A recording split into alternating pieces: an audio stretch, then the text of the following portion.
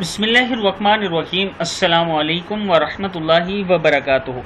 عابد راجہ channel کی طرف سے آج میں اپنے دوستوں کو بتاؤں گا کہ نماز وتر کے بعد رسول اللہ صلی اللہ علیہ وسلم نے کون سی دعا بتائی جو 3 مرتبہ پڑھنی چاہیے۔ اس سے پہلے میں اپنے تمام دوستوں سے گزارش کروں گا کہ اگر عابد راجہ چینل کو آپ نے سبسکرائب نہیں کیا تو ضرور کر لیں۔ تو سٹارٹ کرتے ہیں۔ بسم اللہ الرحمن الرحیم۔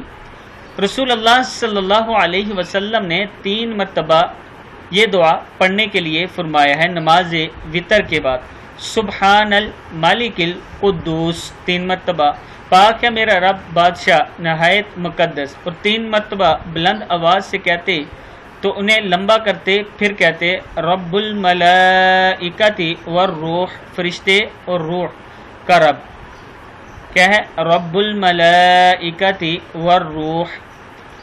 ابو داؤد میں، نسائی میں، یہ کتابوں کے حوالے موجود ہیں، ان سب میں موجود ہے، آپ دوست دیکھ سکتے ہیں۔ اوپر والی دعا ہے سبحان الملک القدوس، اور دوسری رب الملائکۃ والروح۔ طریقہ میں نے بتا دیا، آپ دوست بھی ایسے پڑھا کریں۔